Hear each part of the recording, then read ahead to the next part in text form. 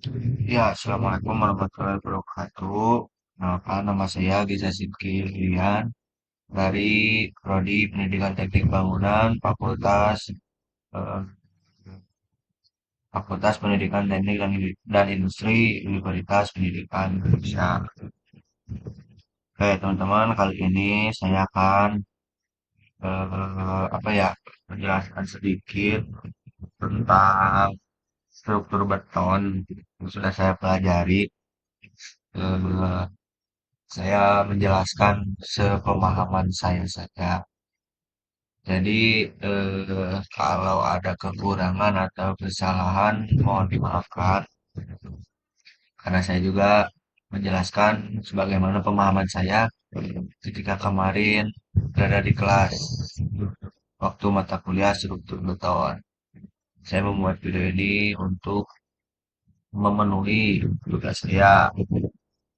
Oke, langsung saja kita jelaskan menggunakan PPT ya. Nah, jadi kita akan membahas struktur beton bertulang sekarang teman-teman. Ya. Jadi apa sih itu beton? Nah, beton beton itu merupakan salah satu campuran material yang disatukan dan menjadi salah satu kebutuhan bangunan. Nah, campurannya itu ada semen, terus pasir atau agregat halus, dan kerikil atau agregat kasar, dan air ya teman-teman. Seperti itu. Nah, biasanya sih beton ini tuh digunakan eh, untuk kolom bisa, terus balok bisa, terus plat lantai bisa, fondasi bisa, maupun juga dinding juga bisa teman-teman di beton itu. Oke, dilanjut ya. Nah, ini merupakan penjelasan dari mengapa sih beton itu pasti ada keretakan dan beton itu kuat terhadap tekan tapi tidak kuat terhadap tarik. Nah, mengapa sih beton itu pasti eh, memiliki keretakan-keretakan gitu ya? Karena eh, air dalam beton itu menguap, airnya pergi, lalu betonnya menyusut. Nah, secara sederhananya begitu teman-teman. Jadi timbullah keretakan-keretakan di beton itu sendiri gitu. Dan mengapa beton itu kuat terhadap tekan, tidak kuat terhadap tarik? Contoh sederhananya, kalau ada retak, kita tekan, itu malah makin bagus kan teman-teman. Jadinya makin rapat retaknya. Tapi ketika ditarik, beton itu akan hancur teman-teman. Kayak sampai situ. Itu contoh sederhananya. Saya pause dulu ya teman-teman karena ada. Nah, jadi seperti itu teman-teman. Nah, eh, cara mengatasi supaya betonnya itu tidak hancur yaitu menggunakan tulangan baja. Dan itu eh, apa ya? Tulangan beton. Jadi kan beton tuh nggak kuat terhadap tarik. Nah, eh, caranya itu dikasih tulangan beton buat menahan gaya tarik pada beton itu sendiri. Nah, itu jadi meminimalisir ya teman-teman eh, untuk hancurnya gitu. Jadi dipasangin tulangan baja, contohnya yang besi-besi gitu teman-teman yang dirakit pakai kawat. Nah, biasanya itu untuk kelihatan atau enggak kalau itu teh buat itu tuh buat di kolom. Kalau yang di dinding mah cukup satu buah aja gitu dipanjangin gitu teman-teman. Lanjut. Nah, ini yang kata saya tadi ya, campuran beton. Kenapa beton itu bisa terbuat?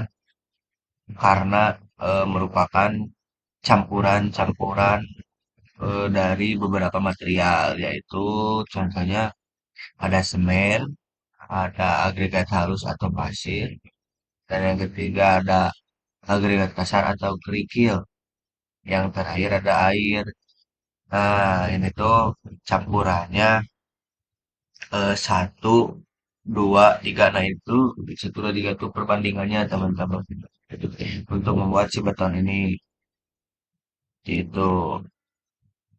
Nah, beton tuh bisa dari mana sih? Nah, beton tuh dibuatnya gitu ya teman-teman.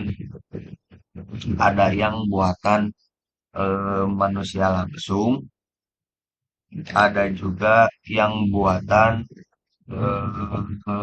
mesin gitu. Nah, namanya tuh kalau yang manusia tuh sebutnya manual, terus ada juga semi manual. Jadi tetap menggunakan tenaga manusia, tapi menggunakan mesin juga. Jadi itu namanya semi manual. Yang kalau full dari mesin itu namanya ready mix. Gitu.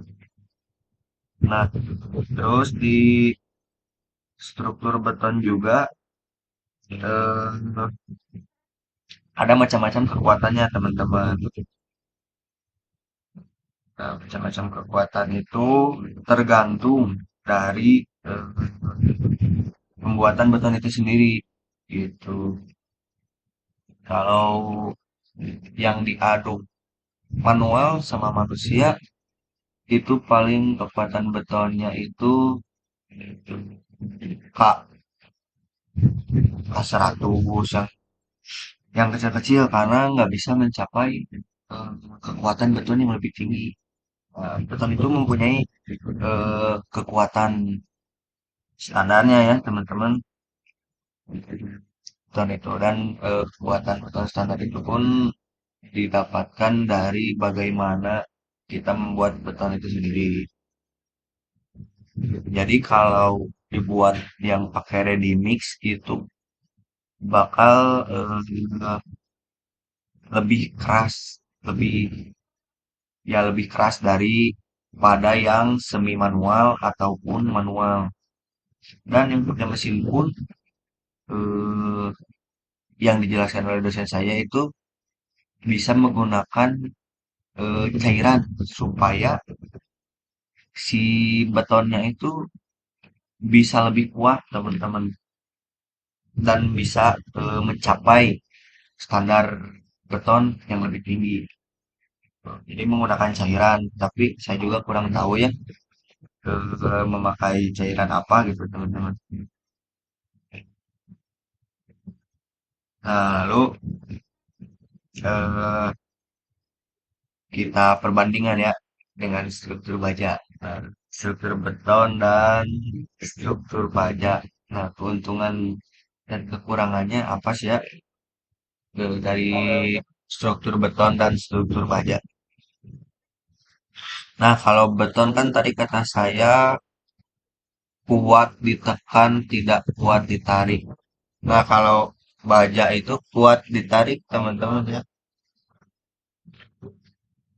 Kuat ditarik dan ditekan juga kuat dia baja itu kelebihannya. Tapi kekurangannya eh,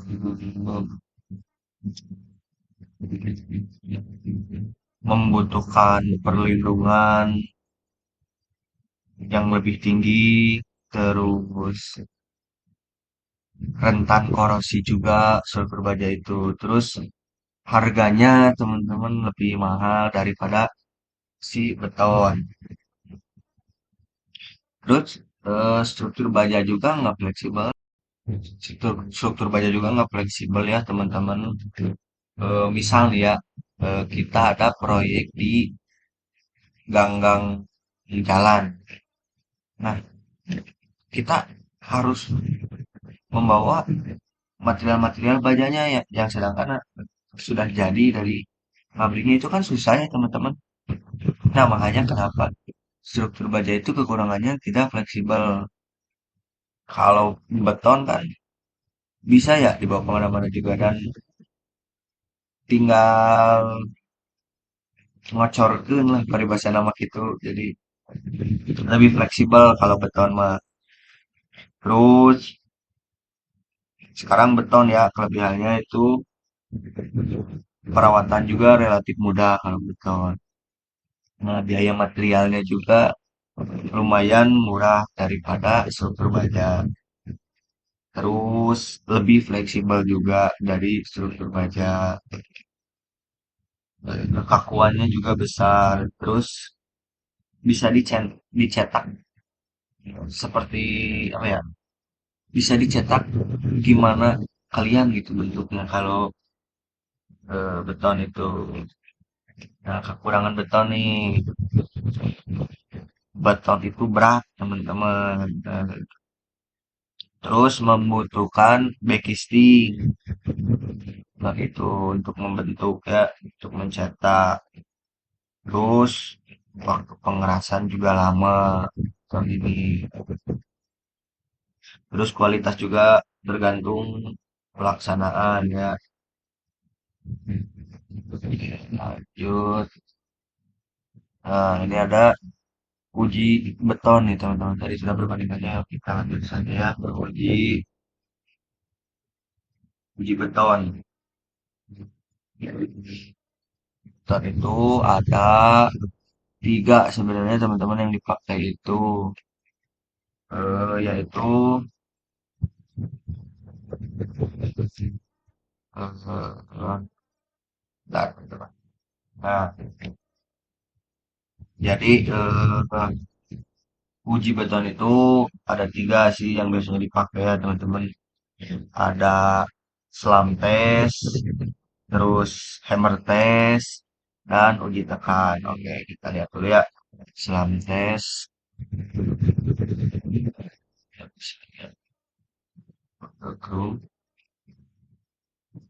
supaya lebih apa ya tergambar gitu. Kita lihat apa ya. Slam test.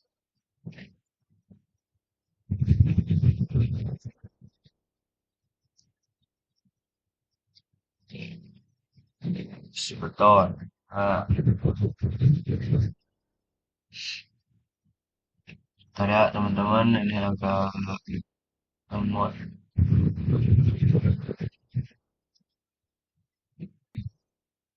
Nah, ini teman-teman itu slam test ya, artinya itu pengujian praktis di lapangan untuk mengukur konsistensi, kelecekan, workability, dan kadar air beton segar menggunakan kerucut Abrams. Nah, itu jadi buat si pengawas proyek untuk mengetahui kadar air beton apakah sesuai yang dipesan atau tidak.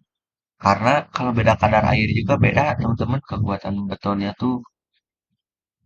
Nah, ini gambaran-gambarannya ya, pakai ini yang kerucut ini dicolok-colok teman-teman caranya. Ini tuh biar tahu si kadar airnya, kadar air betonnya, apakah sudah sesuai dengan yang dipesan atau berbeda gitu teman-teman. Terus yang kedua itu ada hammer test. Ada hammer test. Tuh, pada sebutan ini adalah metode uji non-destruktif tanpa merusak untuk memberikan kekuatan tekan permukaan beton. Jadi hammer test ini mah di tesnya tuh waktu betonnya udah jadi teman-teman. Jadi ada nih alatnya nih yang kayak gini nih. Ini tuh ditekanin ke beton. Beton yang udah jadi nih. Nanti ada suaranya. Dan nanti bakal keluar angkanya, angka dari Nah, jadi bakal keluar ya angka dari beton itu sendiri. Oke, lanjut. Yang ketiga atau yang terakhir itu ada tes uji tekan beton.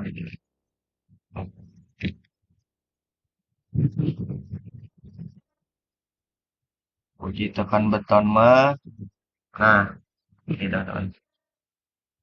Prosedur laboratorium untuk mengukur beban maksimum yang dapat ditahan beton hingga hancur biasanya pada umur 28 hari menggunakan alat compression testing machine. Nah, ini mah di tesnya teh di lab teman-teman kan kalau tadi yang pertama itu ada apa? Selang tes itu buat di lapangan buat ngecek kadar air ya. Kalau ini tuh buat ngecek ketahanan beton di lab. Nah, ini kenapa 28 hari? Sebenarnya itu ada 3 kali tes teman-teman minimal itu 3 kali sampel dari betonnya. Karena buat dicek di hari ke-7, hari ke-14, dan terakhir hari ke-28. Karena beton itu dari hari pertama sampai hari ke-28 itu apa ya bakalan naik terus gitu grafiknya. Gini nih contohnya bentar.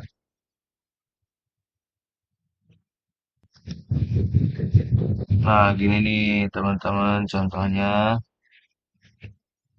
di sini. Nah, dari ke hari pertama sampai hari ke-28 hari, beton itu bakal gini grafiknya nih teman-teman. Naik terus. Nah, ini pas hari ke-28. Tapi beton itu semakin lama eh, semakin naik juga teman-teman, semakin kuat juga. Tapi tidak sepesat dari hari pertama sampai hari ke-28. Dari hari ke-28 ke sananya itu paling naiknya sedikit-sedikit teman-teman segini tah. Gitu. Nggak sepesat yang hari pertama sampai hari ke-28. Makanya kenapa hari 28 hari dijadikan patokan karena itu teman-teman. Seperti itu contohnya ya teman-teman.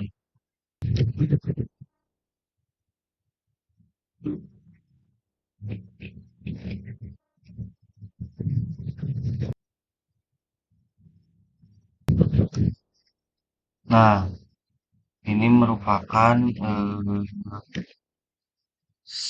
contoh penempatan tumpuan sendi dan relnya ya teman-teman. Oke, mungkin cukup sekian ya teman-teman dari saya. Mohon maaf jika ada kesalahan karena saya juga masih belajar ya teman-teman dari ini untuk memenuhi tugas mata kuliah saya ya. Kita sama-sama belajar saja ya. Mohon maaf jika ada kesalahan atau kekurangan. Assalamualaikum warahmatullahi wabarakatuh.